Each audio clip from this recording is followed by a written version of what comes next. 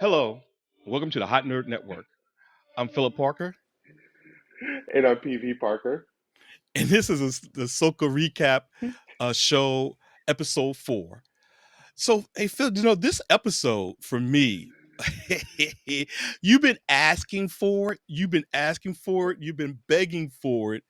So, since I know you've been begging for it, you take the first. What's your first impressions of episode 4, Ahsoka? Go.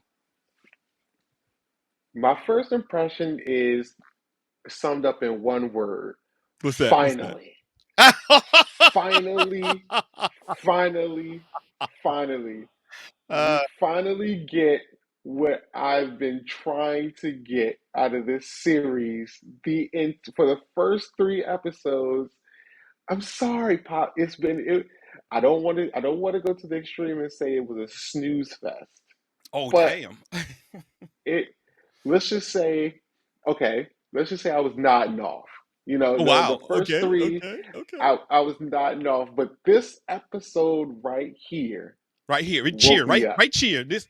Right. Cheer. Right. Right here, it woke me up. This is if they come in like this, and this is episode 4, we got 4 more after this. I'm all game. This is finally, finally. I get everything that I wanted, fight wise. I get Right. everything I That's wanted plot wise. I right. get everything I wanted character building wise. Right. And then not only that, it's just for us to return back to the Star Wars lore. Right. I get my Vader, I get my light side, dark side, I get my huge Easter. I got it all. I got You it got it all in all. this episode. I got it all. So you know what? I'm now. We're gonna. I can't wait to get to the end when we give it an episode. I'll give you your lightsaber. Excuse me. But so, um, so that's your impression. So Okay. I'm gonna read you back because I feel your excitement. But recap the episode from beginning to end. That's your initial impression. So what's the recap? Tell me the recap. So, um, just to recap, where we left off, Ahsoka and Wren were stuck on the, or their ship is disabled, so Mhm. they're stuck. Um, the droid is repairing the ship, but Ahsoka and Ren are just they come to the realization that they're going to have to go out from that point. They're going to have to go out and retrieve the actual map itself. So Ahsoka Ahsoka stops Ren and she's like, "Hey, hey, just want to let you know, if it comes down to it, between Ezra and the map, we got to make sure that our priorities are straight and we get this map." And Ren says, "Okay, cool." Um, so they venture off into the forest, and then um, they're stopped by Merrick and, oh, I thought it was Ezra. So we're Yeah, we that can everything. Go. we'll get there, but they're stopped in, and the two split off. So what I thought was interesting is that the droid told, before they left, the droid told them to stay together, but as soon as the opportunity lends itself, they split up. But that's neither here nor there. Right. Right. So Ahsoka goes off to get the map, and she is met by Braden, who's sitting there, guarding the map. So those two, they duel off, and um, Ren, and what was I'm in my excitement, I keep forgetting the other, Braden's. Oh Padawan. my gosh, it's on the tip of my tongue. Braden's Padawan. I It's on think the tip of my tongue. it's Siren or something like that. It might be Seren, but her and Ren, they engage each other, and Braden and Ahsoka engage each other. Um, so while Ahsoka and Braylon are going against each other, his apprentice comes, and Ahsoka instantly thinks um, that Ren is dead. Right. So she knocks out. Braden's apprentice, and they continue to duel. But when Ahsoka goes to grab the map, she burns her hand She burns her on the hand. Right. map. Right. And um, in another part of the galaxy, the Republic there, or the New Republic, they're trying to rescue um, Ahsoka and Wren from the planet. So they send Right. Right. a Hera. task Hera. force Mm-hmm. over Mm-hmm. Hera, and um, so eventually Braden gets the upper hand on Ahsoka and knocks her off a cliff. Right. Morgan sends a ship down to retrieve Braylon, and in the meantime, Wren shows up, and Braden taps into the Braden gives her the decision. He says, either you can come with us, and Mm-hmm. you can save your and see your friend again, Mm-hmm. or you can stay here. So she chooses to give the map up Mm-hmm. to Braden, and then Braden actually destroys the star map. Right. Um, then we see the troops. They try to attack the hyperdrive, and the hyperdrive takes off, dismantling some of the ships that were there to save Ahsoka. But then we see at the end of the episode, Ahsoka wakes up on this flat plane, and World then when Between she Worlds. World Between Worlds. world between uh, world between worlds, and then when she gets to her feet, she turns around, and there is my boy Anakin Skywalker, and then uh, fade to black, drop mic. I'm like, boom. So that's your recap.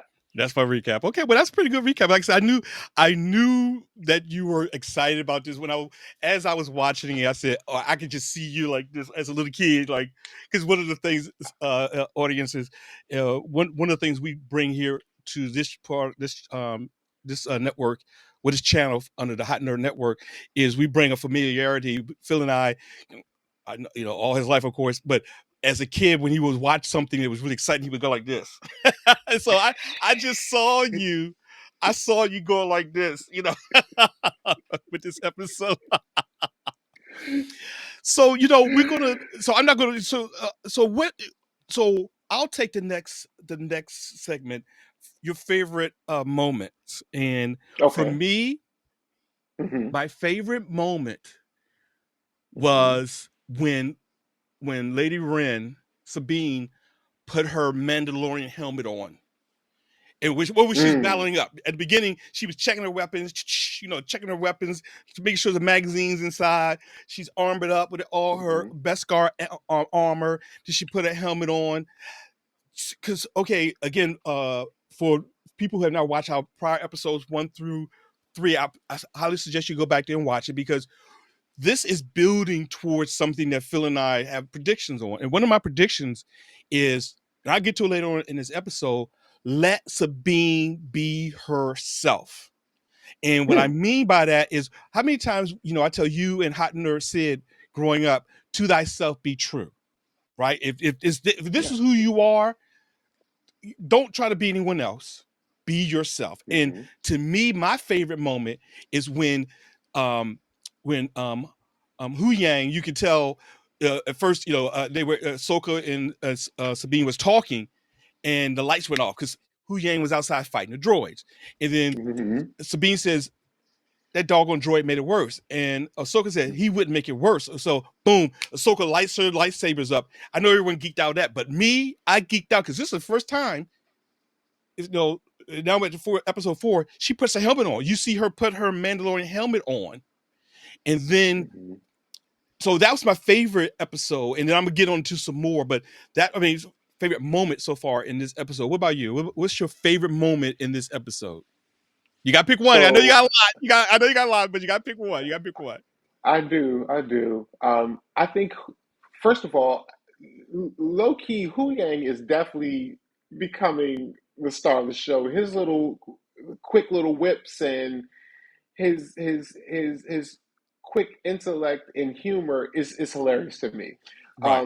But I would have to say that my favorite moment is when Braden and Ahsoka duel off, Okay. because So far, we've always seen Ahsoka with the double blade. She's always gone two blade. Right. But when she duels off against Brayden, not only does she go single blade, but she goes to the if you look at her battle or her combat stance, she goes into a more traditional battle stance, and the style that she uses, you have to go back very, very far, technically, in the Star Wars lore, but it's the same stance that Qui-Gon used. Mm-hmm. It's the same stance that, excuse me, that Obi-Wan used when he went against Darth Maul. It's the same stance that Anakin used. Anakin used it. I want to say it was against either Dooku. But each master has used that stance, Mm-hmm. but it's more of a power stance and Mm-hmm. not of Mm-hmm. a tactical stance, if that makes sense. So Well, that's my favorite. That was my favorite moment. well, can I tap in on that a little bit? So Absolutely. if you think about it, Hu Yang told Ahsoka in last episode, and I love the continuity, is you know Hmm. he had made excuse me, Ahsoka was kind of getting the Hu Yang for telling Sabine that she really would never been accepted by the old Jedi Order. And Ahsoka Hmm. said, "Well, you told her that?" And he said, "Well, yeah." And he said, "But you come from a long line. She's very unorthodox, but you come from a Hmm. long line of very unorthodox Jedi too." And think about that, the connection that you just made, reference to the power her using a single saber, lightsaber, Hmm. all the way back. You just named her predecessors and where she learned Hmm. those power moves from, and you just named it. Hmm. And again, I love that Hmm. continuity how Dave Filoni is doing so far in this Ahsoka series. So yeah, that's spot on. That was really spot on. Um, So oh, go no, go no, go ahead. So if you look at that sequence, that battle, um, you can also tell that Braden also has a little bit of, well, he of course he has Jedi training, but the way he wields his saber, it's more of a power. Okay, so I think, to me, again, for me, the best two of the best lightsaber duels were Anakin and Obi-Wan. Mm-hmm. Um, that that's number one for me. But number two was Darth Maul and Qui-Gon. But Mm-hmm. when you look at when you look at the dark side users as opposed to light side users, dark side users mostly, for the most part, they use their saber in a powerful uh, in a powerful manner. So they try to overpower their opponent with their saber, whereas with light side wielders, they use theirs more of a defensive stance. And I thought this was very interesting that Ahsoka chose to use that particular, because if our audience, if you go back and look at Rebels when Ahsoka went off against Vader, Mm-hmm. and in the temple, in the Jedi temple, she actually used more of a defensive Mm-hmm. stance when she was battling Anakin or Vader. In this one, Braden was very powerful and overbearing Right. with his fighting, and Ahsoka tried to match that, and we Right. see not only did it not, work out in her favor, quote unquote, but Mm-hmm. Mm-hmm. it's something that she's not necessarily used to. Ahsoka is a a double saber wielder, Right. but that stance is more, it's more for a shot that you're ending the fight. It's not a continuous kind of a stance. It's Right. more of a, I'm going to finish this type of stance. I'm done with this. It's a wrap after this one. So that yeah. So I just want to throw that little caveat Okay, in no there. problem. No problem. Let's transition. And again, now, as I said before, some of the episodes you never know with Disney, or when it comes to this franchise. Some are short and some are long. but this was one of the Mm-hmm. this was a longer episode, but it went so fast, Yes. so just like, Yes. it's kind of funny. Yes. It's kind of funny. I started picking up. This is we're into our third actual recording, but our recordings kind of go along with the theme of how Disney picked things up, because we're just moving along really fast, but it's kind of Mm-hmm. vibing with the Disney vibe. So in that, what were your give me some of your impressions and reactions. I already know what your impressions are. You already, well, since you kind of threw a little bit at the very beginning, but again, just Mm-hmm. to pinpoint it, what are some of your impressions? I know your reactions. What's your impressions of episode 4? I think this was very beautifully done. I think this episode, it showed empathy. It Yeah, showed it showed determination, and and what I'm gathering from this show particularly, because again, this is Ahsoka's first season. This hasn't been right, going on for a long time. This is her first. This is the show's first season, right. but we see different different character points from we I'm sorry, we see different characteristic traits from different characters. And I Mm-hmm. say that about Mm-hmm. this. Mm-hmm. So with Morgan, we see her determination. We Right. see we see the empathy in Braden, because contrary to belief, everybody, for when I'm reading online, talking to various friends, everybody thinks that Braden is evil, that he's Yeah, I don't think he's a evil. No, potential Sith. I don't think that. I I don't don't think think that. so. No.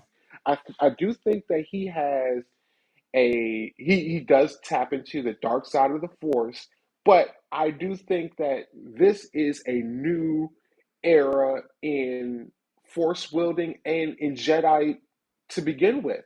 Right. Because if you want to be technical, Ahsoka's not really a light wielder. If you want to be technical, Well, she that's has what we said. That's what we've been saying throughout the so far in our episodes, that this Ahsoka brings a change in the Jedi Order. And what is a Jedi? Go ahead.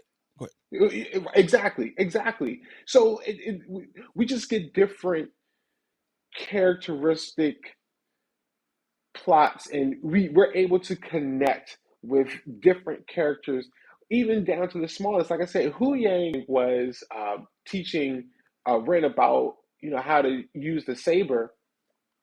You see how calculated he is, but also how much he cares. And remember, if you go back to the old Jedi, serve a purpose, that they're here to serve us, or they're here for they have a job, and that's all they do. Where you have this droid who not only shows empathy and loyalty to Ahsoka, but he also shows empathy and sternness, if you will, to Ren, because he is actually, if you think about it, he is. I don't want to say Ahsoka is the mother figure and Hu Yang is the father figure, but you kind of get that kind of vibe when you look at their interactions with each other. Right. Ahsoka is the stern one, but here comes Huye to clean it up and show the translation of, okay, this is what she's really trying to teach you. Mm-hmm. So I love how you get a lot of different aspects from a lot of different places and a lot of different characters. It just goes into the whole aspect of world building. So my impression and reaction is, I'm gonna steal a little bit from you from the very beginning, is it wasn't so much finally for me, but I'm like, yeah, so you feel it building, building, building. And so to me, my impression and reaction was, wow. Hmm. This is one of the reasons why I love Star Wars. And everything you just Hmm. said, this is one of the Hmm. reasons why I love Star Wars, because it tells these parables about Hmm. life in Hmm. reality, and it's rooted in, like you said, these guys, Dave Filoni, um, they are rooted in they have the Star Wars atmosphere, or universe, and they're Hmm. really good stewards of it. And so my impression is, once again, that they are good students of it, and they take things a little bit differently, but it's still, their take on it is still based rooted in the Star Wars lore, and I kind of like that. Absolutely. Next one I want to get to is the plot analysis. Let me take the plot analysis. I'll take them. So this plot right here for episode 4 gets into this. To me, there are layers of plots going on. And the plot analysis starts answering some of the questions that we've been asking for the last 3 Hmm. episodes. Hmm. First, well, and reaffirming some of our thoughts so far. First is that, again, you just said Braylon and Ahsoka aren't the traditional Hmm. Jedi, and I like that. To thyself be true. We get into another layer, another plot analysis. Is now we start to get behind why Braylon is doing what he's doing, because just Hmm. before that duel with Ahsoka, you know, he tells Ahsoka, he's like, why are you? Ahsoka asks, why are you doing this? You rather For the start a greater war, purpose. for the greater purpose, So he did say power, because he Right. told Shen, she's like, this unlocks a power that you never saw before, and I get that, but it's not the traditional um Vader, Palpatine Hmm. type of Hmm. power. That's why I Hmm. think his saber is not red, or is the classic red. Right. And then also the plot analysis, again, you're going to layer it. Your boy is that was at Ezra. Now we're gonna get into that, Hmm. and that whole mystical, because even Braylon says when Morgan ignites the map, he looks Right. at it and goes, witchcraft. Right. That's another plot analysis. And then we get into how Hera, again, to thyself be true. She's a general, Hmm. but even the flight the wing fighter, when he says, hey, he called Rebel One, opposed Hmm. to General, harkens Hmm. back to the animated series. All those analysis, again, I like it, is like layered on layered on layers when it comes to this particular episode. What about you? What about your plot analysis so far for episode, not so far, episode 4? Well, again, I'm going to just echo your sentiments, because I think that they're not only doing a great job in honoring the past, Mm-hmm. but igniting the future. Mm-hmm. Because there's so many callbacks. I mean, for our listeners, if you guys go back and watch, you have to go back and watch this show. Makes you go back and watch everything. You really have to go back, and I find myself guilty of this, because again, if you haven't watched our previous episodes, I have watched every. My father being who the man who he is, you couldn't grow up in our house and not watch Star Wars. Right. So I've watched every Star Wars movie that at least 4 or 5 times, at least Right. every one of them. But the animated shows, so the Bad Batch, Mm-hmm. Rebels, the Mm-hmm. Clone Wars. There's so many callbacks through. It shows in every episode, down to when Hera's son, at Mm-hmm. the end, he's like, "I got a bad feeling about this." It didn't dawn on me how much that one phrase is used in every single Star Wars show, book, cartoon, comic. That one line is used in almost every one of them. Every one of them. And I just think that, like I said, John Favreau has done a great job, not only tying past events, past emotion into future, because we're only on episode 4. Right. This can spin off into so many different ways. You It's a big can universe. it's a it not only is a big universe, but um again, to our audience, if it's one thing that you have to watch, which I'm going to go back and do as well, is you have to go back and watch Star Wars Rebels, the animated series. Oh God, it's Um, good. Yeah. Mm-hmm. it not only is it's good, but there's a lot of tie-ins as to why things are happening, and I didn't get the correlation initially until, contacting some other people, getting other views and thought points. But again, they this can go a ton of different ways, and we're going to get into that later. But to sum it all up, the plot, I think it not only does it have a question mark, but it's like a question mark with an exclamation point, if that Right. makes sense. Yeah. Because Yeah. it's not only what can be, but it's like, oh my God, what can be? Like what are we getting ourselves into? Because this is Right. just episode 4, and they I just can. dropped Anakin on us. So You it's you just, you you you are you are you were kind of excited about. You like this episode, I huh? loved it. I I can't loved tell. it. So as we're moving along, light speed, Mhm. character highlights. I'll let you take Okay. this. Give me some of the character highlights that you really that stuck out to you in this episode. So I think so with Star Wars lore, again, you're conditioned to think that there's a dark side and a light side. That you have a bad guy and a good guy, and that you have, if we're being metaphorical, you have this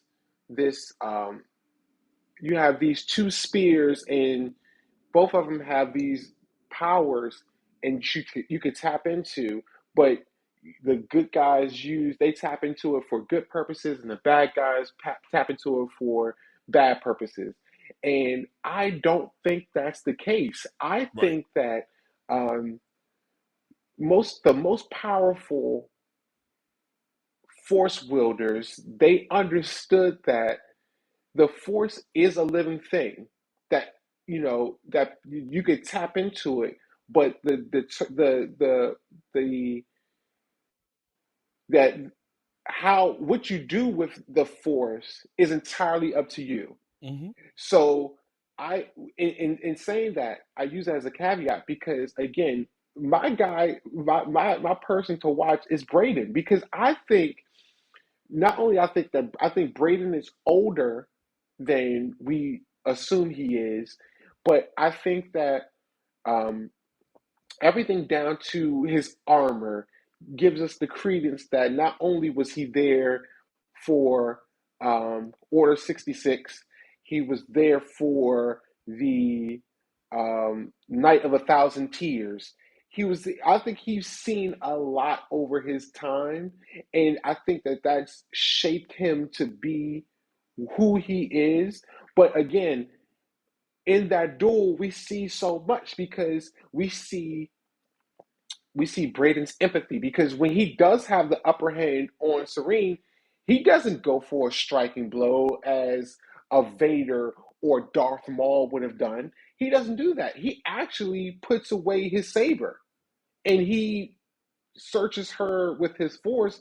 He searches her feelings, and shows and sees what her true intentions are. Hmm. And then, not only that, we're going to go to Ahsoka. In that same duel, we see when Ahsoka sees that Wren isn't running up, she assumes that she has been killed. So what does she do? She uses the Force to knock um I think Shin, her name Shin, is Shin, Shin. Shin. She Hmm. knocks Shin out. But it came from when the split second before she did it, you saw her face like grimace. She was angry. I think she tapped into the Force, but in a dark way. She was angry. She was all that emotion. Jedi's teach you to not use emotion, but you can't. It's the same coin, just the opposite sides. You can't decipher the two, but how you use it is entirely up to you. Right.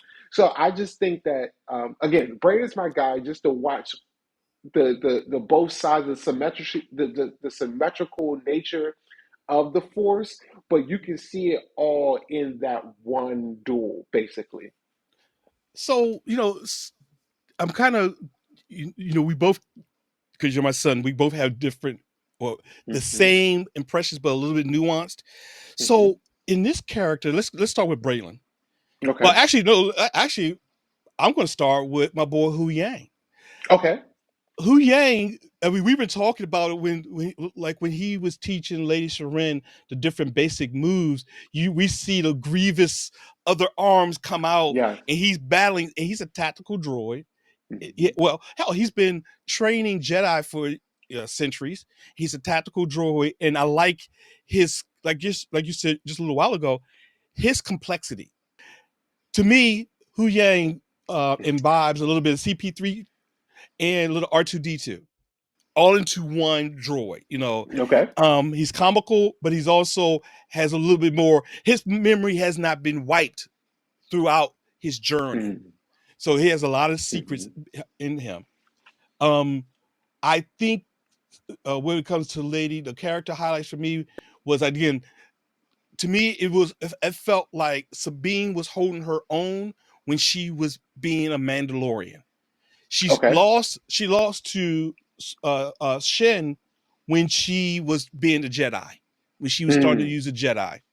Mm. Braylon, Good point. now Braylon, something he said when Morgan was, as Morgan lit up the map and got Mm. the whole universe.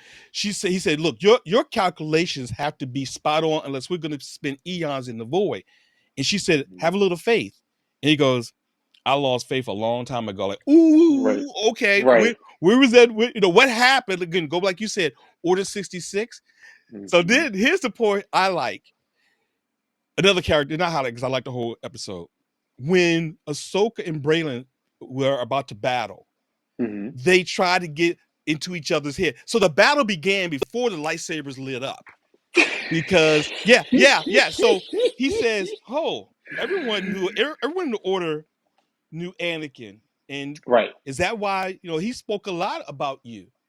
And so trying to get under her skin to kind of get her off her game because he knows she's good. And Right. so he said, again, this battling, this meta, this word fight that they had, and Ahsoka goes, "Really? He never said anything about you?" I'm like, ooh. Mm. So then he comes back over top. He says, "Well, few are around to know what Anakin turned into. Is that why you Right. left?" Then he Right. said, "Because I know that must have left a mark on you." I'm like, okay. Right. By him saying, "I know I left a mark on you," Right. ties to what you just said Right. about it did leave a mark on her. Right. And that's just, look, I'm not here to talk about my past. And then boom, she lights a lightsaber up. So those are some of the character stuff that I really like. I thought was really Yes. cool. I thought was really cool. Yes. Yes. Um, Yes. I'll let you take the next one. Unanswered questions. Was there any unanswered questions for you so far in this episode? So we're going to we're going to get into thoughts and predictions net Yes, later. later. Mhm. Unanswered unanswered questions. I think we got a lot of answers. Um, but I think that we by the end of the episode we were such in shock that certain questions we didn't get answers to, but I'm not saying that we're not going to get those answers. But for example, I I think everybody's had the idea for a while now that Herrera's son, I think he's going to be force sensitive, Well, right? yeah, right. Um, so that's one and unanswered questions, but we're going to shelf that one. My true and is actually going to, you know what, actually, okay. So my true unanswered questions are, where does Wren's allegiance lie? Hmm. Because again, she was brought up Mandalorian. She's Mandalorian by nature, Yes, she is. but she also has Jedi ties. Okay, and I think that is so paramount because they conflict each other. Right. When Mandalorians, this is the way, they think as a collective mind, but you okay. So as a Mandalorian, you're a part of their machinery, a part of who they are their weapons. So if the audience, if you're just not getting to it, if you just clicked on our video, great. But a part of Mandalorian, their weaponry are supposed to oppose Jedi. So Right. a lot of their guards are they can guard against lightsabers. They have very fast acting weapons in the heat of the moment. Um, they're supposed to counteract Jedi's, but where I think with Ren, it's do am I tapping into my Mandalorian nature, or am I trying to use the Jedi way because I know I can? Right. So it's that bit of a conflict. I just it's very I'm very unsure because even when the battle with Sin, she's like you said earlier, she she went to her Jedi way with the lightsaber, but it didn't work out. She automatically brought out the blasters and used the blasters even when the lightsaber got knocked out of her hand and she felt like she was at a moment of weakness. What did she use? She used her Mandalorian weaponry. Right. So that's one unanswered question for me. And then the if I had a little bit of a second, Hmm. I had a little bit of a second. What we don't know is Braden's true nature. Right. He has a mystique about him that it kind of lends you. If you go back, Yoda said very early that if you're not careful, something subtle on the dark side could lead you down that path. It may not be very very forward. It may not be very blatant. It could be something very subtle, but it could just start leading you down that path. Right. And I think that these new characters that kind of ushers in that kind of way of thinking, and it got me to wondering is when they say that Anakin is the chosen one, Hmm. or that he will bring balance to or bring balance to the galaxy and balance to the force, what does that actually mean? Right. Because is it that he bring balance because he has so much potential, but then he also can be the ultimate demise, Hmm. or is it an example of you can start down one path, but you can always reverse trajectory and then reverse your path and, and Right. and and do things another way. So I just think that it's such a complex. It's not just black and white. So I'll just No. leave it there because we oh my goodness, you go ahead, you go ahead. Well, my unanswered questions is a couple, and it was kind of duality here. We got the fact Mm-hmm. that the Inquisitor that everyone thought was Ezra. We know that wasn't Mm-hmm. Ezra, but who was Mm-hmm. it? Now it kind of harkens is you kind of think that he was embodiment of Morgan, who they have alluded to as a night sister, and the people who created Maul, Darth Maul. Um, but also unanswered question. Braylon said Mm-hmm. to Lady Sharon before she turned over the map, "Is your master didn't trust you, and all your family died on Mandalore." Now, last time that's new because in Rebels, Mm-hmm. her sister, hers and Serene's sister and mother are Mm-hmm. alive on Mandalore. Mm-hmm. Now, did this happen And her with? brother, right? She has a Yeah, brother yeah, too, and a right? brother, yeah. What I say, her mother and a brother, Okay. right? Um, Right, her mother and brother. right. So, did this happen? Something happened in the Great Purge that they died, and Mm-hmm. from what Braylon was saying, that Ahsoka could have stopped it, but chose not to. Like, uh-oh. So that's an unanswered question Mm-hmm. because does that tie into why that rift between Ahsoka and Seren? Why she stopped training her? So that was one of the big unanswered questions for me. So, yeah, that was I saw that with a like, I wonder what's Mm-hmm. that? Right. Unanswered question is a big one.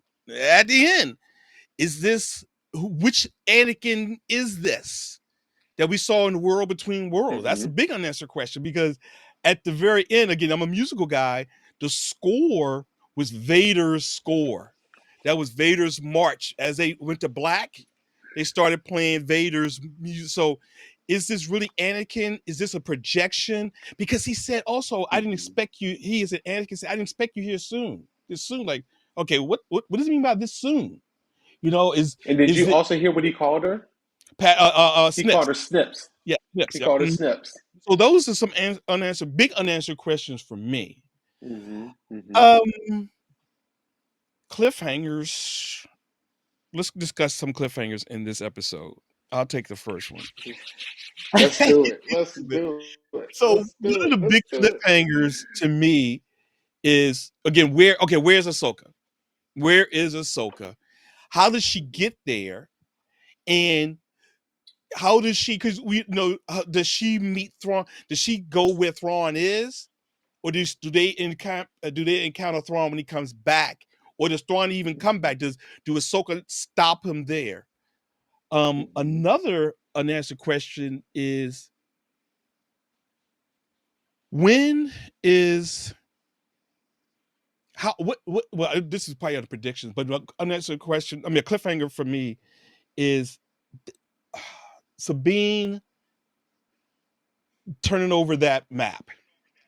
That's a big Mm. cliffhanger for me. It's like, okay, why would she do it? I know why, and I'm Mm-hmm. worried about her. I'm worried about her path Mm. because again, Yoda has said one of the things that Anakin started Anakin on this path, and it's not so much. I don't want to say it's a prediction, but it's a cliffhanger for me.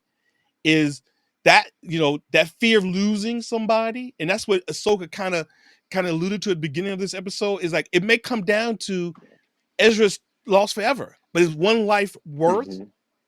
Is one life Mm-hmm. worth the millions that would suffer if Thrawn comes back? Because that's what Ezra did. Ezra, at the end of Rebels, Ezra chose to go to get rid of Thrawn and go away with these I forgot the names of these dog. What are the whales called? Pagels. Purgle, Pagels. Pagels. Pagels, Purgles. Purgles, Pagels. and he like again, see, I love my different metaphors. Star Trek, when the great Spock, when he died, the needs of the many Mm-hmm. outweigh the means of the few. The means of the many outweigh the needs of the few. Excuse me, the needs of the many Mm-hmm. outweigh the needs of the few. Thank you. Whew. So I like to split my metaphors here because I love being able to cross different worlds. And so again, for me, those are some of my biggest cliffhangers and some of the decisions. What about you? Do you have any? Do I? Okay. So, Cliffhangers now. Go ahead. Go ahead. okay, cliffhangers. So, um, I, okay, so okay, cliffhanger. Not only, so I'm just gonna, my main cliffhanger is yes, Serene handed over the map, right? Right. But I think she did that for a reason. And I think it goes onto multiple levels, okay? So she handed over the map because she does have, we don't know if it's romantical, if it's just a passionate connection that, friendship that she has with Ezra, but she wants to get back to him one way or another. And she Mm-hmm. sees that, or Braylon gave her this opportunity that says, hey, I can do this for you. Mm-hmm. I got your back. I got you. You just gotta, walk with me. I got you. Just hand over the map. I'll take you to the promised land. I'll take you where you want to go. Right. But I think she did that with the knowledge that um, the hyperdrive had the capability to go where they went. But you have to remember that that's not the only means of transportation. Right. Right. Definitely. Definitely. Ahsoka just so happened to be on a planet that houses the natural animal or natural a whale that can do the same thing. Right. Right. That's how Ezra got him in Thrawn to go to the distant part of the galaxy in the first place. Right. So it's not like, you know, they are just out in purgatory and they can't, no one else can achieve that destination. No, and then we also have to tie into the fact that Ahsoka has part of the map burned in her hand. Right. So we don't know if that will lead if somehow she can access that part of the galaxy through the map that's on her hand, or that they could use the Pagos to get to that location. Because remember, the map was basically a way to get far parts of the galaxy. Because if you don't, when you go in warp drive, you can land into a star in the middle of a planet. But these whales have a natural ability to do so, Right. and so that's a cliffhanger. So not only what are Ren's true intentions, but how we know that there's going to be some kind of a battle. There's going to be war impending. But how do we get to how do we get our heroes to um where they're going, where Morgan and Thrawn and Ezra, where the battle is going to take place? How do we get there? And Okay. then not only that, but how do we decipher where Ahsoka is right now? Okay. What is she? Is she dead? Is she alive? Those kind of questions. The obvious is this really Anakin? But Mm-hmm. Mm-hmm. um, that's a thoughtful predictions. But where is Ahsoka? Where's Ahsoka? Is that really Anakin? Oh, I'm sorry. Where is Ahsoka? Is that really Anakin? And um, is Ren did Ren leave with Braden knowing that there was a way for her to get rescued or for the troops to come, rally with her? Did she have that prior knowledge? Well, you also ask another cliffhanger is one would assume that Ahsoka's not dead, and when Mhm. Ahsoka and Sabine meet up again, because at the beginning of this episode, Ahsoka said, "Can I trust you?" And she said, "Of Mm, course you can trust me." No, but mhm, if it comes down to it, can I really, really trust you? And even Braylon mhm, said, "Well, you should your master. She would have destroyed it. You should know." He said, "You should do what mhm, your master told you to do because mhm. she would have destroyed it." So I Right. think that's going to be a cliffhanger that needs to be answered. So Absolutely. let's go with comparison. Let's go with the comparison of the previous episode. So I know what you're going to say. I know what you're going to say. You actually you already said it, but go ahead. How does this episode 4, like the audience don't know, how does episode 4 compare with episode 1, 2, and 3? So if we're going on a scale from 1 to 5 with lightsabers, right? Right. I give this I give this 10 lightsabers along with 10 Palpatine finger lightning bolts.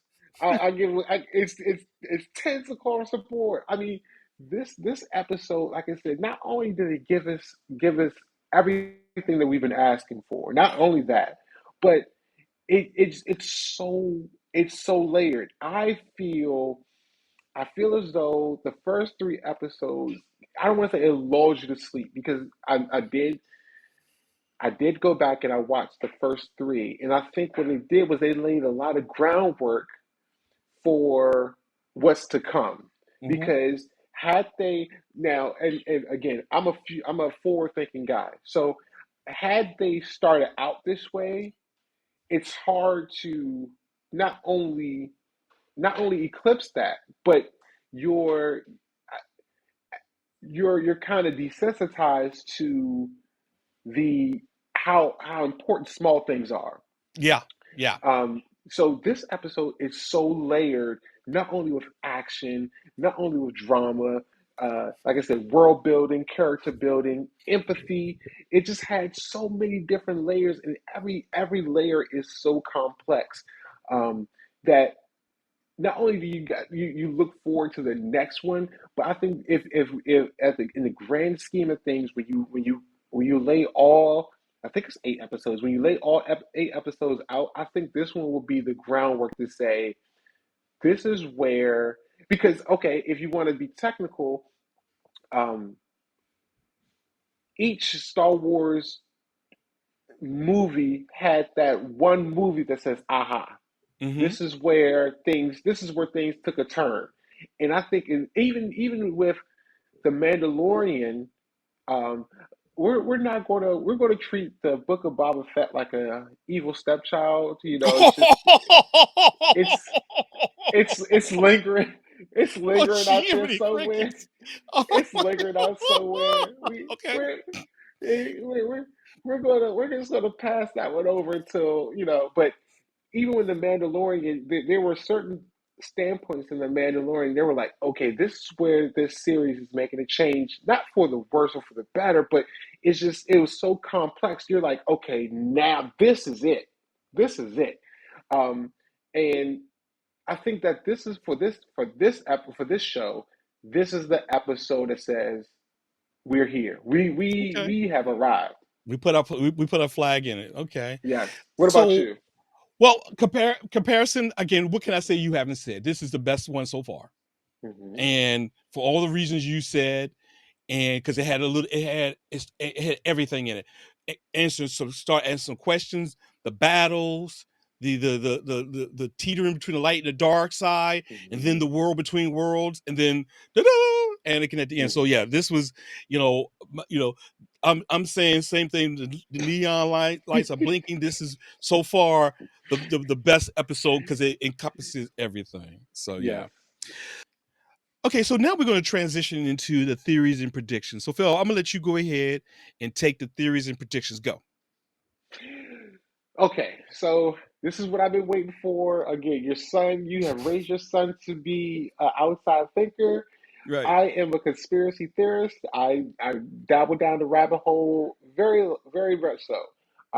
So I'm gonna blow your mind off the top. I Go think ahead. that Brayden and Sin's relationship is not one of a master and a Padawan. Okay. I think that their relationship is more. I think their relationship is actually father and son. I think that I, I mean not father and Okay. son, father and daughter. I'm Father, sorry, yeah, I father and got what you. daughter. No, I got what you meant. Yeah, yeah. I think that um, Brayden was brought up the way as a Jedi. I think he has a Jedi lore about him. But again, just like Anakin, just like Ahsoka, he has walked away from the Jedi way. But in doing so, I think that we've seen since, oh my goodness, what movie was that? We've seen so long ago when Anakin first met Padme, how his feelings kind of put him at odds, but he learned that embracing those feelings gave him a greater power, but it was a Mm-hmm. dark power. Mm-hmm. I think that Brayden has taught that to Sin, Mm-hmm. that she is, force wielding. She has all the makeup, but I think he has taught her the ways of the Force, not necessarily the ways of the Jedi. Right. A way. My example of that is when uh, Ren hands over the map, and then we see Sin come to from her getting knocked out by Ahsoka. Mhm. She comes to, but then she uses the Vader grip and The starts force choke. choking The force the choke. Force Yeah. choke. Mm-hmm. And then Brayden tells her, let her go. I gave him my word that no harm would come to her, and Right. so. She does so. She listens to him begrudgingly, by might I add. But um, Right. I think that that's her. I think that's Brayden's daughter. I really do think. I don't think that that's just some. There's something with that chemistry, that relationship, that is not necessarily a master and a Padawan. Um, Yes. Master, if we go back again, you go all the way back to Qui-Gon and Obi-Wan. The lessons that a master teaches a Padawan, it's not necessarily of how to do things. It's more of a way of thinking, Yes. because we saw in um, we saw at the conclusion of the first trilogy how Yoda told Obi-Wan that, hey, your old master has found a way to commune with you from Mm-hmm. beyond, From you beyond. know? Right. Right. So the lessons that the Jedi try to teach you aren't like they're more forward thinking. They're more outside. Whereas with the way Braden is teaching Sin is more tactical.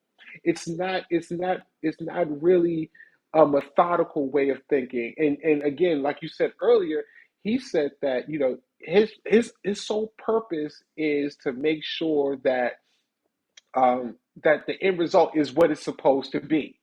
And again, it kind of ties back into my theory that not only is everything connected, but Mm-hmm. there's a bigger purpose when it comes to Yeah. Braden. So that's theory number one. Okay. Oh yeah, multiple theories. Okay. What else do you got? Theory number two, I'm gonna okay, Hot Nerd Network PV. I was wrong. Ezra was not the mystery guy. He wasn't. That was my bad. That was my bad. But I'm sticking to the fact that I think that Sin, that I think not Sin, I think that Wren is going to force. She's going to be a part of the dark side of the Force. Okay, Right. and Right. this is why I say that. I say that because with Wren, I don't think that. I think that with the way she was taught, her Jedi side, the way she was taught as a light side wielder. But Okay. and the reason why she's not force sensitive in that way is because I think that Ren gets her abilities from her emotion, Yes.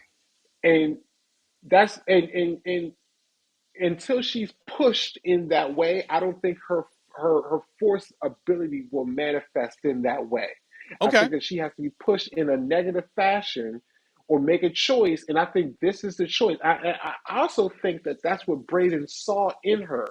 That if he takes her to the place that Ezra, Thrawn, that they're going, I think if he delivers that, then she will be the one that could ultimately tap into her dark side and be an ally for them as opposed to, an opposer to them. A little bit that I kind of got of a cheat from that. If you go back and watch this episode, at the beginning of the episode, they always show the various helmets, correct? And Yes. then, or the various faces of Star Wars. So we see C-3PO, we see R2-D2, we've seen Vader's helmet, we see all kinds of different helmets and faces.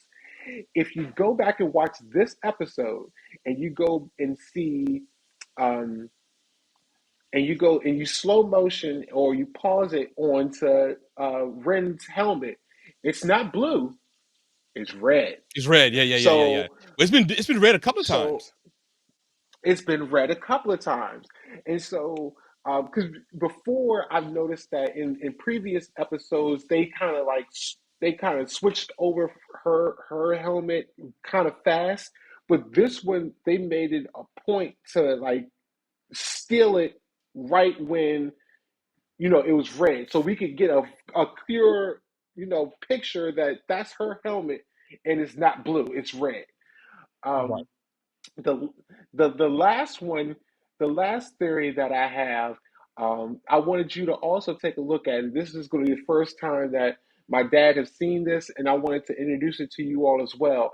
Again, I've watched this episode twice now, but I came across this picture, and this is where Ahsoka wakes up in so the battle between her and Brayden happened. The War Between She's Worlds. with War Between the Worlds. World Between Worlds, and she wakes up into the bridge on the World Between Worlds. But as she stands up to her feet and they pan out on the World Between Worlds, we see how not only how vast it is, but we kind of get this kind of overcast, and I want you to look at it. And to Okay. me, I don't know if I'm reading too much into it, but this is our conspiracy slash prediction, segment. I kind of get a Vader helmet from the background, the way the stars are aligned, the way the dark shadow kind of permeates in the background. You can kind of see a Vader a Vader helmet, and you guys got to hold on with me. Hold on with me. Okay. I'm holding on. Go Uh, ahead. Go ahead. Go ahead. like my dad said, if you at the last sequence that we hear, the score is Vader's music, right? Vader's music, And yes, it then is.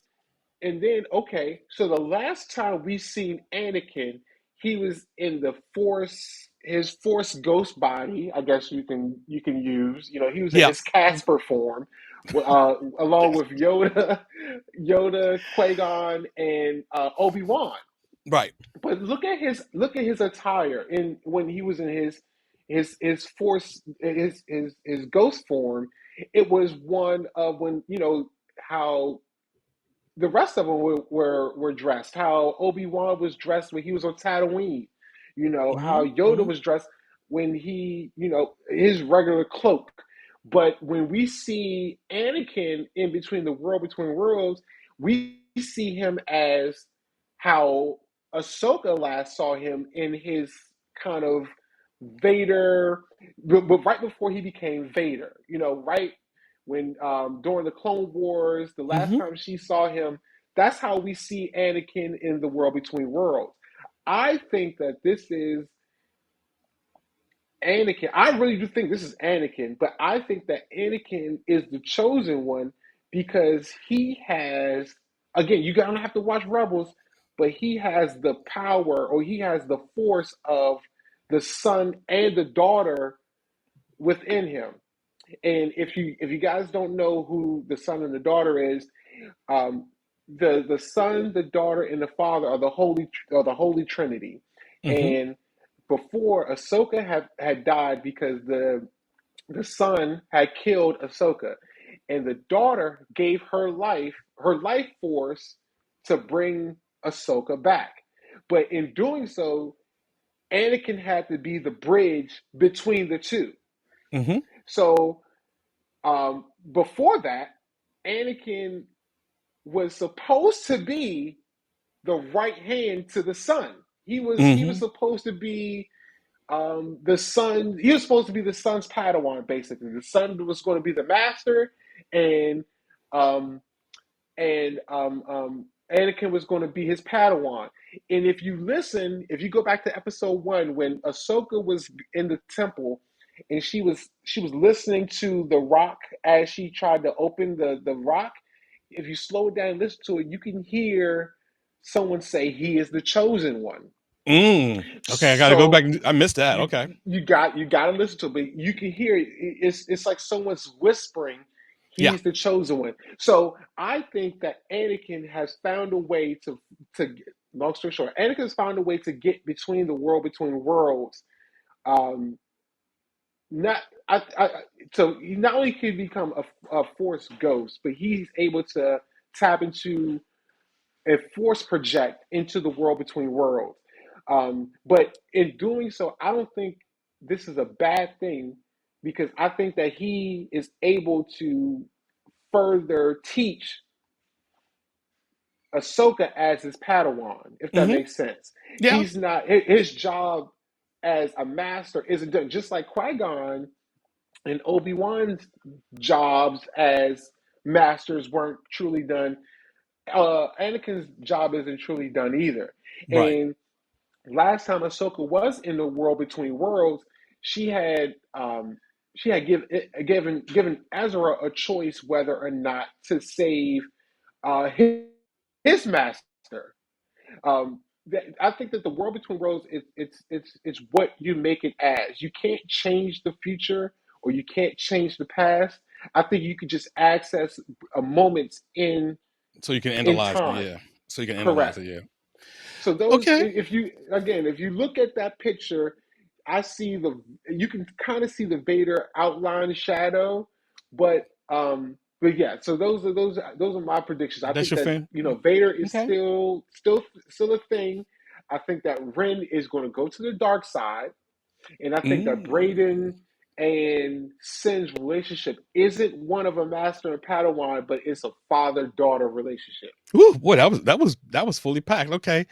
So well, no, that's great. So some of my theories and predictions is Mhm. going to be motif in this sense. My Okay. theory and prediction is based on Sabine. Okay. I So again, I like these different worlds. So I'm going to pull you into the Harry Potter world. So Okay. in Harry Potter, during the last book in Harry Potter, the Deathly Hallows, Harry Hmm. his wand gets broken. So then, as he has to find a new wand, and he says it doesn't feel right. He uses it, but it's not like his wand. And Hmm. in his wand, he understood it. They had this yin and yang thing. Fast forward, or let's switch now. Let's switch worlds to Star Wars. Sabine, when she put her helmet on, and she did really well, is when she was Hmm. in her Mandalorian skin. Hmm. She's been using Ezra's lightsaber. That's not her lightsaber. Mm. And you had said it last, this made me start thinking. Last episode, you had said that she wielded the dark saber very well Very in well. Rebels. She learned how to use it. Well, remember, she won it. And so Hmm. again, go back to Harry Potter. The Deathly Hollow. One of the Deathly Hollows was the stick of death, the stick of destiny, the wand Hmm. that Voldemort was craving, that Dumbledore used. That wand in wand legend is the wand chooses its master and its Hmm. allegiance. So again, going back, just be patient with me. Going back to Star Hmm. Wars, Hu Yang teaches young Jedi to build their lightsabers, because the Hmm. lightsaber is very individual. So the lightsaber she's been using so far, she is in Seren, has been Ezra's. That's why I Hmm. don't think she could really, until she makes her own lightsaber to get her own. And I think Hu Yang being there will get her there. She's going to. I think my prediction is that Seren will make her own version of the dark saber. She will make Mm. her own version of the dark saber, live in her to thyself be true, live in her Mandalorian skin. That's why the dark saber was so great, because the Hmm. person who really built the dark saber, instead of making he was the only Mandalorian to become a Jedi. Instead of making a Hmm. lightsaber, he says, "I'm going to be myself. I want a sword, so I'm going to use the exact same principles that the Jedi had their swords, but I mean the lightsaber. But I'm going to turn mine into a sword." I think Seren is going to make her own version of the dark saber, and then that's going to then, when she becomes herself, that's when I think she will start growing, and then she will be a force to be reckoned with. Hmm. Um, one of my predictions, and my theories is Braylon. We're going to see that Braylon's his vision, his reasons for doing this, just like you said, I don't think it's purely evil. Hmm. Because Hmm. what he said was, when the battle with Ahsoka, he said, you and your masters Hmm. path have been nothing but death and destruction. Hmm. So again, so he's fighting Ahsoka. So Hmm. if he was evil, then and he knows Ahsoka and Anakin's path are death and destruction, then join it. Hmm. Because if everyone knew that Ahsoka was Anakin, well, Darth Vader in this world, Hmm. Vader's Padawan, they Hmm. would be more holding a bow to Ahsoka, because their ultimate bad guy, I think Morgan, if she knew who Ahsoka was, and Ahsoka's true path was death and destruction, she would be trying to, like, hey, come help me out, because I'm on the Emperor's side and Vader and all that kind of stuff. So Morgan, like you said, Morgan is not all of all of bad, Hmm. and we're going to get behind that. So I'm going to. So that's my theories and my predictions. But also, they said that, well, in Rebels, instead of using a, so because I think that a lot of people did notice that if it came out that Ahsoka was uh, Anakin's or Vader's Padawan, that they would be gunning for her. So they actually gave her, um, they had a little, not signal, a symbol for her, for Ahsoka. So I Yeah, got the Falcom. Okay, Phil. So as we we're winding down on the podcast, and this is one of my favorite parts of the podcast. I'll let you go first. Thinking about episode 4, I Mm-hmm. want you to say, this scene right here did it for me. I know you were Mm. so excited about it, but I need you to pick one scene that you say, Pop, this scene right here, it did it for me. What's that? Oddly enough, the scene that did it for me is when Ahsoka's droid, what's his name again? Who Yang, Who Yang, Hu Yang. Who Yang. Um, uh, Oddly enough, the scene that did it for me is when Hu Yang was working on the ship, and it's a two-parter. So just the awareness of Hu Yang to know that he was there, that they weren't alone in the Mm-hmm. forest, Yeah, his eyes but were then squinting. Yeah. I'm sorry, go ahead. his eye exactly, his eyes were squinting, but the scenery. One thing about Star Wars is that they do give us different kind of viewpoints. They give us different kind of environments.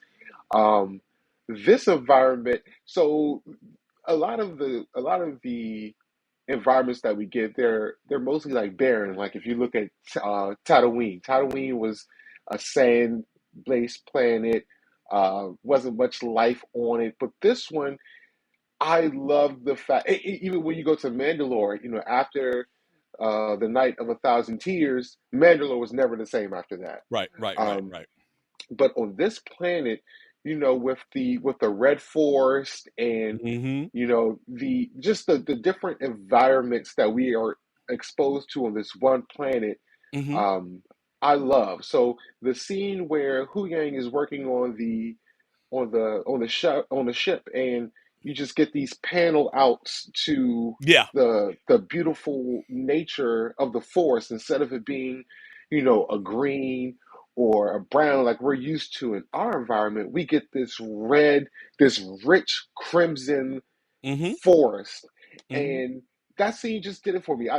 I'm weird, I know, No, but no, no, no. something That's what did it something for you.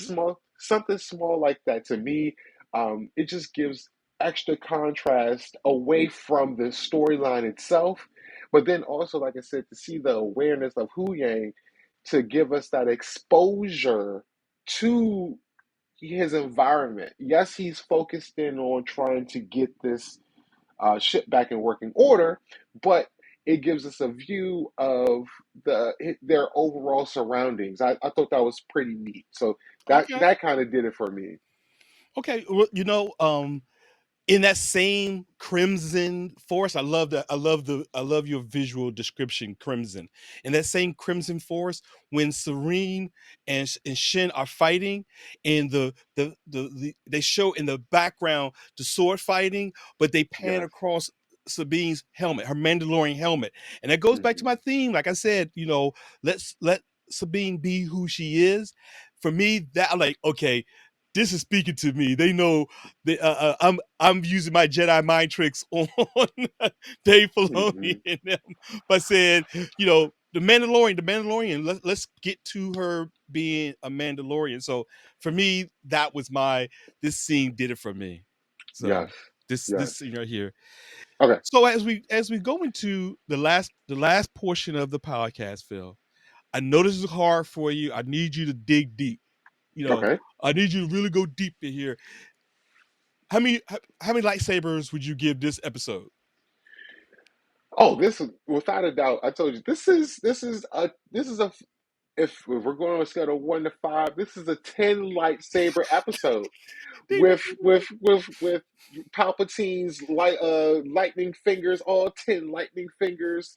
This is a 10, 20 on the Richter scale. I mean, this is a phenomenal episode. I think, um again, the crescendo that they're putting us on is tremendous, where they, from the first three, I told you, I don't want to say it was nodding off, but it was getting kind of mundane. Right. And then for it to have so much, I think you mentioned this earlier, for it to have so much in such a small amount of time, we got a lot in a little bit, if Mm-hmm. that makes Mm-hmm. sense. Yeah, it does. It Um, does. so I definitely give this one I give this one a 5 lightsabers. Right, Um, a part of me wants to go 4.5 because just for the simple fact that we got Anakin in this one, right. Anakin slash Vader. So what can we expect on the next one? You know that if I'm going if I'm topping out at 5, and the next one, is better than this one, how can you go even How higher? can you So go by I'm higher? going to Yeah, yeah, yeah. all right. I'm gonna play it safe. I'm just gonna go 5. Okay, you know what? I'm going to tap into my dark side. I'm tapping into the dark side of Force. Ooh. I'm going to give it a 4.5 because I'm sad. You know why I'm Ooh. sad? I'm Okay. sad because you said we don't have 8 episodes, so we're halfway through. No way can they Hmm. tell the story in four Hmm. episodes. So then I gotta Okay. wait. I gotta wait another year to hear how the story ends. So knowing, so I'm tapping into my conspirator side, like you said earlier. Uh, Theatrically, it's a 5, Hmm. but I give it a Okay. 4.5 because doggone it, I know like no way they're going to be able to do it right in 4 episodes. Okay. Because look, So look I what they would. had to do. Look what they had to do. Look how long it took for them to get to this point in 3 episodes. That's true. That is So, true. but it's not. That is So I true. give it a four, I give it a 4.5, not because of anything that's wrong with. Like I said, if I do theatrically, cinema. Oh, back up. I'm sorry. Stop. Can I rewind a little bit? It reminded me of Hmm. something. The score in this episode. Oh, I meant to say it. This scene right here. So, yes. audience, just be patient with me. This is. I'm not going to edit this out. The score, the whole. You said a couple of episodes ago, the whole just the Asian combat theme Yes. mixed in with the new Republic, the new Jedi music Yes. was incredible because I cranked my speakers up and Okay. you heard it, da, da, da, da, da, doom, doom, doom, doom, doom. So all that, when I say all that, to bring it back to this particular portion, all those is a 5, but I have to give it a 4.5 because I know I'm worried because I want this to go on longer, but they're not going to be able to do it. So go ahead. You were going to say something. So, our audience doesn't know when you're a Parker, you gotta have a bomb sound system. My parents bought me my first sound system when I think I was about 5 or 6. I got my Boom. I first got. boom box. Yep. Yep. I got Yep. my first boom box, and then the floodgates open from there. It's Right. just pure speakers, subwoofers. 18th birthday, I got my own receiver, and it was downhill from there. Long story short, but to say all that, I did the same thing. I cranked up the sound on this particular episode, and I'm gonna tell you what did it for me. What? So when I saw, so when Hu Yang, when Hu Yang cut the lights out on the ship, and so Ren said the Dargo droid made it worse, and Ahsoka said he wouldn't, and her lightsaber lit up. I was like, Boom. Yeah. yeah, I was like, uh-oh. And I turned the sound. I was like, oh, this is getting good. This about to get good. And I cranked it up. But yeah, I definitely agree. The score on this episode, it did it. But also to your point, to a point that I made previously on a previous episode, I think um, one thing I thought that it would appeal to you. I think it was episode 2. Was it 2 or 3? Where it was very Japanese It, martial it, arts kind of based yeah. on. It was 3. Mm-hmm. It was 3. So Mm-hmm. this one, I think they dug that. They went back into that well where you had the different viewpoints, the angle points of them squaring off. Mm-hmm. A lot of Japanese martial arts films, Mm-hmm. Crouching Tiger, Hidden Dragon, that kind of stuff is taking place in the forest. So you get Yes. that same kind of feel where you get samurai martial arts, you get the saber fighting. I mean, all that into one, along with the score. I mean, it Mm-hmm. was just a microcosm of things that give you this one excellent episode. I think Right. they hit the nail on the head, appealing to not only our fandom but our senses as well. You know, the score was on point, and then, like I said, the mic drop at the end with the whole Anakin thing, and then you fade to black with the Yeah. Vader Yeah. Mm-hmm. Mm-hmm. Mm-hmm. theme. It's just outstanding. So yeah, I definitely agree with you on that one. Okay. Um, Okay. I have a question for you, Sure. Sure. Sure. Sure. Sure. and this can go into our hot takes because here at the first Let's word add. we have Yeah. hot takes. Yep. Yep. What's a hot take for you? Go ahead. Oh, you So asked me a my question, but first go ahead. hot Go ahead. take for you, I'm asking you a question. Okay. Go ahead. So if well, first let's ask this: if you Okay. were if you I don't want to say if you were given a chance. I already know the answer to this, but which side do you think you would appeal more to? If you were a if no, I want to say Padawan, but if you had gifts of the Force, which side do you think you would lean more to? Would you lean more to the light side or more to the dark side? Oh, that's tough. You know, I think I said it in episode one, and this is not a cop out. Okay, Me being seasoned now, gray hair and all. When I okay, was younger, I thought life was black and white, yin and yang. okay.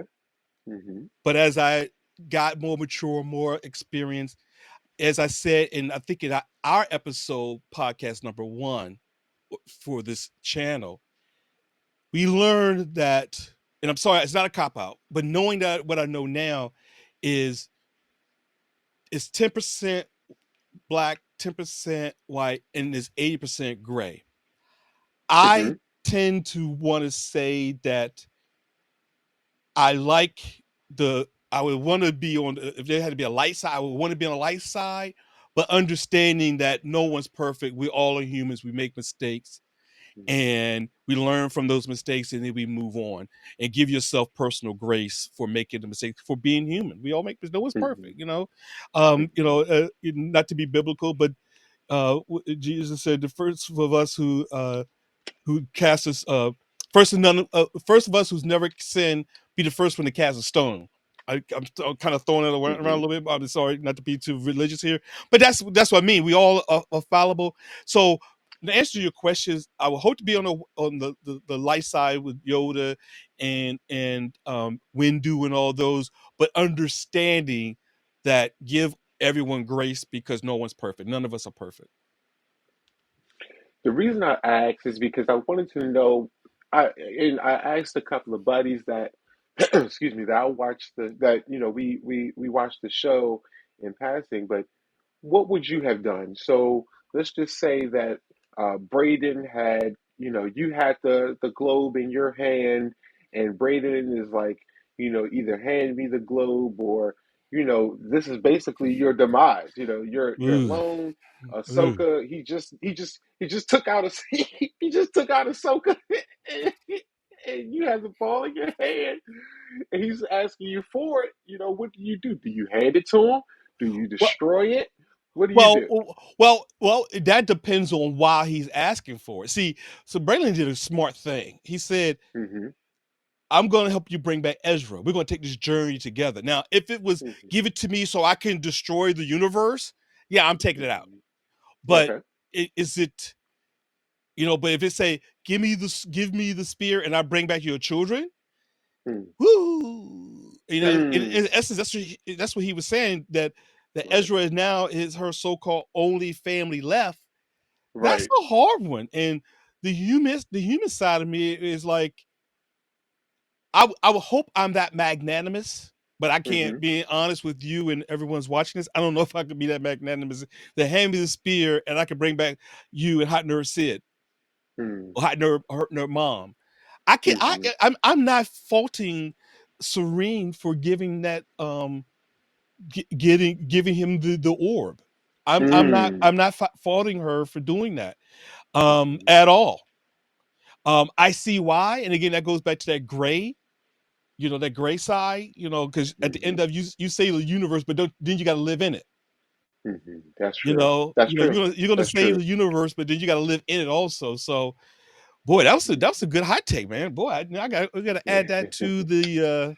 That was really good, Phil. Okay, well, excuse me. Well, Ahsoka fans, once again, this comes to the end of Ahsoka episode 4. And please join us next week when we will record and do a recap of Ahsoka episode 5. Thanks for being with us on the Hot Nerd Network, The First Word. I'm First Phil. And I'm First PV. And we will see you later.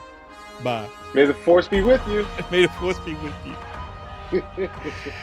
All right.